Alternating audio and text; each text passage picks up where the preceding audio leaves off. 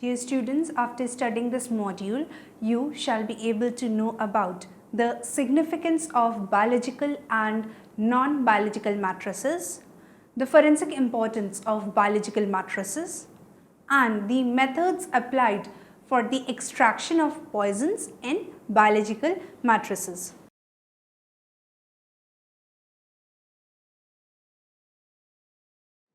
Poisoning has turned out to be one of the most commonest emergencies all over the world for the reason that thousands of pharmacological and chemical agents are frequently used and their number is going to increase every year. While studying the toxicology in general, the stress is given upon the typecast substances known having poisonous nature. The methodology of extraction is the paramount step in the qualitative and quantitative analysis of poisons from complicated biological samples. The enormous collection of substances that are toxicologically significant, such as pharmaceutical medicines, herbicides, insecticides, etc., contrast conspicuously in their physicochemical properties. They are habitually potent agents that are present only in very low concentrations. For that reason, a particular extraction procedure may not only be able to separate the target substances from interferences in the specimen, but also be able to increase their concentration comparative to the co-extracted matrix compounds. The extraction process is every so often time consuming and labor demanding, but practical participation shows that the effort is necessary because the consequent analytical steps are based on and benefit from the sample preparation. The isolation of the compounds of concern from the biological matrix is important for their efficacious detection, identification and quantification. The approach applied and the effort spent in the development of an extraction procedure depend not only on the physicochemical properties and the probable concentration of the target compounds, but also on the nature of the specimen and the available apparatus in the analytical laboratory. Occasionally, the physicochemical properties of the target compounds allow for their detection and after digestion of the sample matrix or for an easy separation from the less volatile matrix components.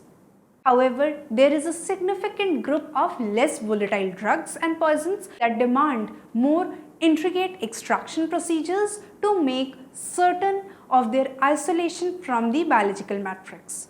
There are choice of appropriate technique of extraction which depends on a number of controlling aspects such as the nature of poison, matrix or matrices, and also upon the extent of samples available or forwarded for examination purpose. The active constituent should be extracted from sample in least possible stages so as to avoid loss in the course of handling. Now we will study about the forensic issues. Blood and selected viscera are generally collected during medical legal examination in suspected cases of poisoning. This is sent to the forensic science laboratory or the FSL of the region, and based on the analysis that has been conducted or that has been carried out, concluding opinion as to the cause of death is then furnished based on the toxicological findings. Forensic toxicological analysis has conventionally focused on the use of blood, body fluids and certain organs in examination of death due to intoxication. However, in some circumstances, putrefaction and contamination make accurate sampling from tissues difficult, such as in cases of exhumation. In these cases, the bone marrow might be advantageous as an alternative specimen since it is a potential depot for drugs. Biological matrices or viscera containing fats, degraded protein and coloring matter, etc. makes the extraction of active constituent very challenging. Because of the large number of toxicologically relevant compounds and the different questions that need to be responded in the various fields of analytical toxicology, a universal standard extraction procedure does not exist. Optimized extraction procedures are available for many drugs and poisons. The effectiveness of extraction governs the limit of detection, accuracy, and precision in the determination process. The expert plays a substantial part in the selection of suitable procedure on the basis of diverse factors like case history, quantity, physical state of matrices, analytical requirements, and also the infrastructural conveniences which are accessible. Next is classification of matrices, that is, how do we classify the matrices. Generally, there are two types of matrices encountered in the toxicological analysis of the exhibits. They are the biological matrices and the non-biological matrices. So first we will focus on the biological matrices. The biological matrices comprise of viscera, blood, urine, saliva, stomach contents, intestinal contents, gastric lavage, vomit, brain matter, stool, fecal matter, bone, nails, hair and skin. Viscera consist of the internal organs of the body which are liver, kidney, stomach, intestine, gallbladder, uterus, heart, lungs, brain, etc.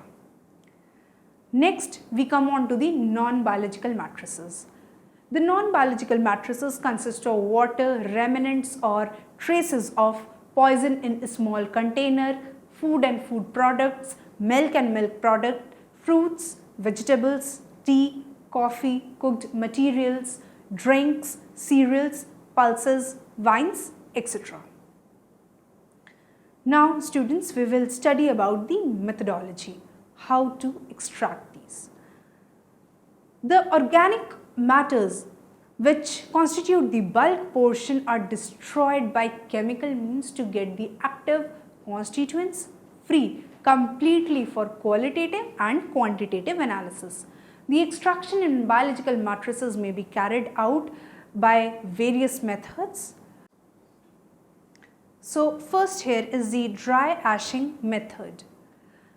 In this method, appropriate amount of macerated tissue or other biological materials is taken in a silica crucible and heated in a Bunsen burner for eliminating the moisture and moderately receding the organic material.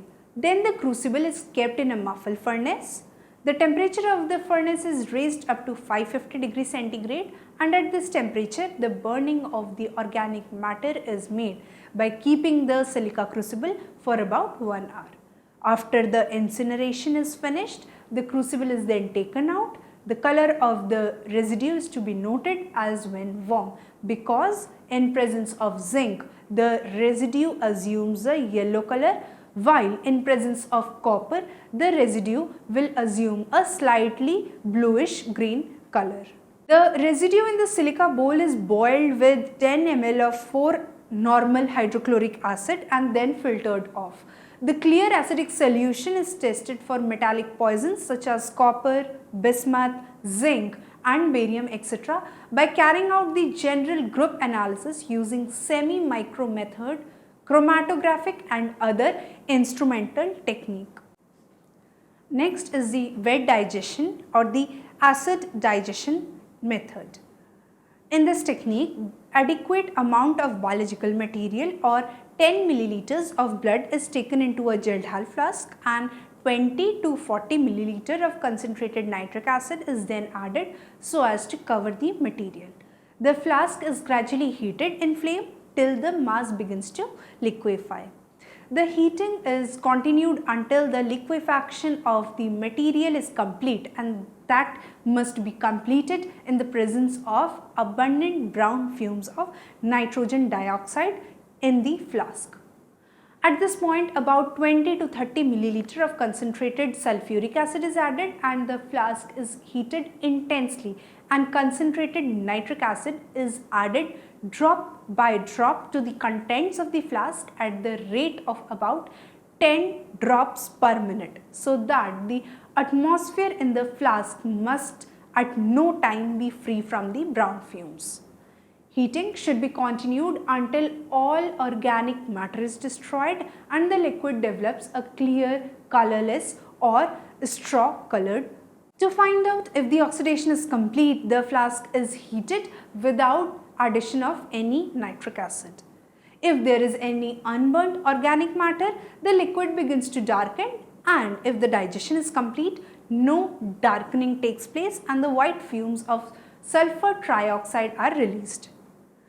In the previous case, the addition of nitric acid and heating are continued more till the organic matter is entirely oxidized. Heating is continued for 15 minutes more so as to dispose of the nitric acid totally. Then, after cooling, 25 milliliter of saturated ammonium oxalate solution is added. The liquid is boiled until sulfur trioxide fumes appear. This confirms the complete removal of nitric acid. It is then cooled and diluted with an equal volume of water and cautiously relocated to a beaker. The beaker is then again heated so as to dispense with the remaining sulfuric acid. The solution is then cooled and diluted with water in such a manner that the strength of the acid is about 10%. At this juncture, a precipitate may be formed which contains the insoluble salts of lead, bismuth, tin, barium, strontium or silver, etc. The precipitate is then filtered off and tested for the metals that have already been told to you. The filtrate will now contain all the other metals except mercury. It is then subjected to a systemic group analysis and quantitative determination subsequently as and when required. Next is the Fresenius and Babo method. The wet digestion method of destruction of organic matter is absolutely not appropriate for mercury, which may be practically disappeared by volatilization. This Fresenius and Babo method or technique is considered to be the most acceptable for deliverance of mercury, even though there is a likelihood of some loss of mercury by vaporization. A certain amount of biological material is taken in a flask fixed with a reflex condenser. In the event of viscera or any solid material, the adequate amount of water is added to make it consistent. 1/3 of its volume of chemically pure hydrochloric acid and a few grams of solid potassium chlorate are then added. The content is mixed by pulsating. The mixture is heated and small amount of potassium chlorate is added time to time and the flask is shaken. Chlorine gas evolves. The heating is continued until the contents of the flask becomes a constant straw colored liquid free from the organic matter except some fatty substances in suspension which cannot be oxidized completely.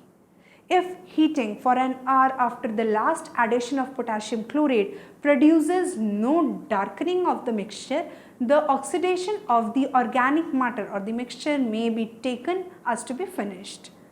It takes around 4 to 6 hours to achieve this stage. It is filtered and washed with water then. The filtrate and washings are then collected again. Adequate sodium sulfite or bisulfite is then added so as to reduce the surplus chlorine into hydrochloric acid. The liquid is warmed on water bath and a current of air is passed so as to discard the excess sulfur dioxide. Next is the selective chemical treatment. In case of presence of arsenic and antimony in their higher oxidation state, that is the pentavalent state or +5 state, reduction to the trivalent or +3 state is to be carried out for the chemical treatment.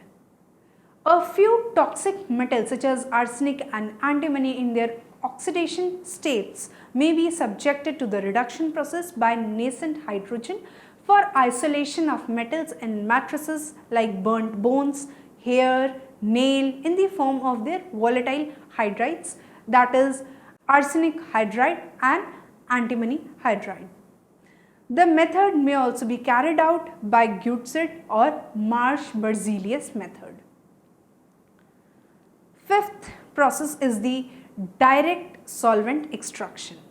The biological materials, that is the viscera, are mixed with ammonium sulfate and made uniform. After addition of the diethyl ether, the mixture is shaken at pauses and set aside for overnight. It is filtered and the concentrated extract is cleaned up by passing through a chromatographic column having 3 sequential stratums of different length of 5 cm layer of alumina, that is the top layer.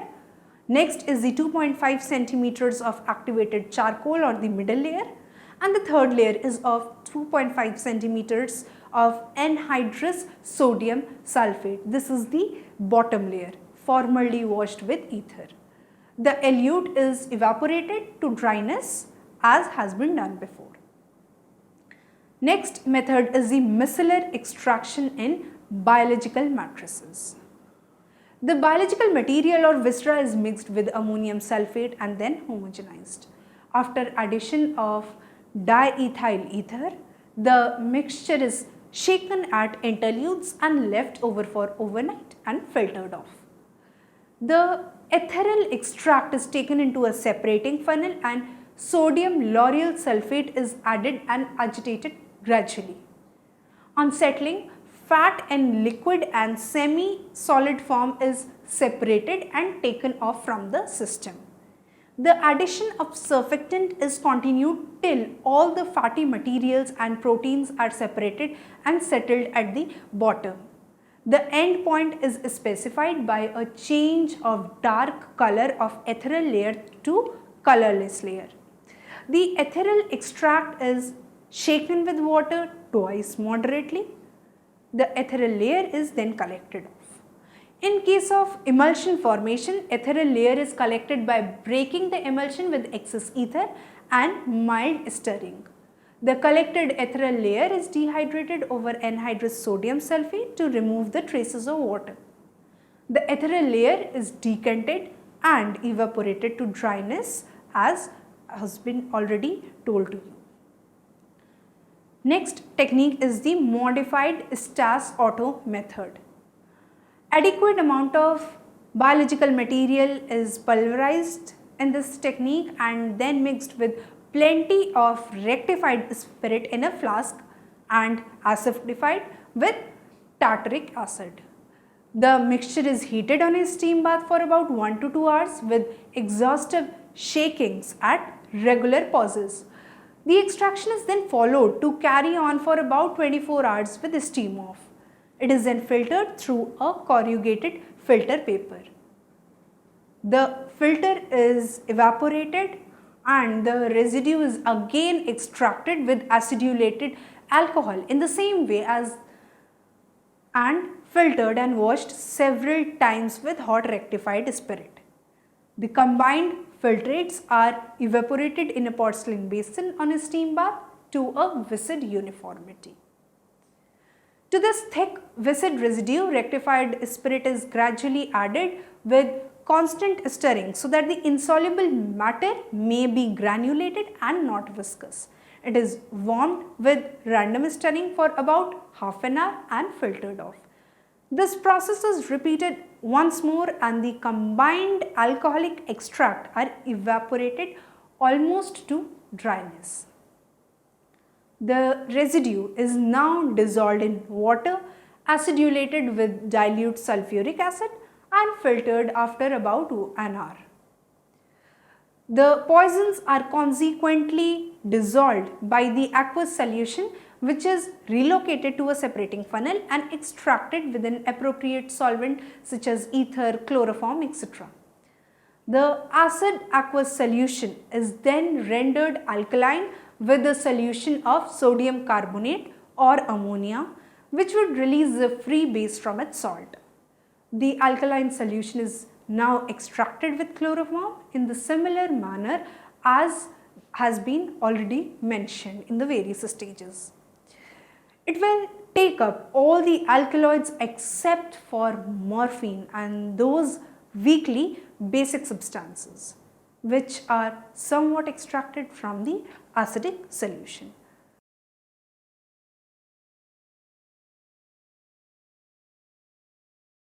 So students, let us summarize this module. The methodology of extraction is the paramount step in qualitative and quantitative analysis of poisons from the complicated biological samples. A particular extraction procedure may not only be able to separate the target substances from interferences in the specimen, but also be able to increase their concentration comparative to co-extracted matrix compounds. Matrix or matrices are any material substance in the earth in which the active constituent may be dispersed, accumulated, left, absorbed or chemically bound.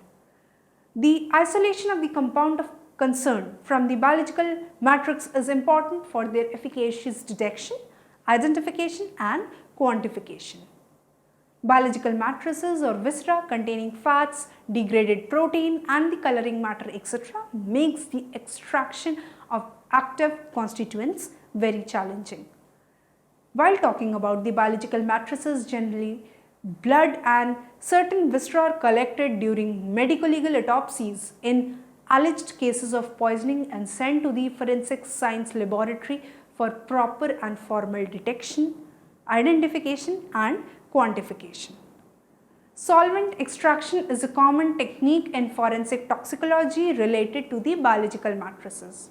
Solvent extraction method has now been upgraded and made automatic, that is accelerated solvent extraction or the ASE technique. In cases of solid non-biological matrices, continuous extraction of azoxylate may be employed, that is the continuous extraction. Micellar extraction is a special type of extraction procedure that appears to be unique in the separation of drugs, plant poisons and pesticides in the biological matrices.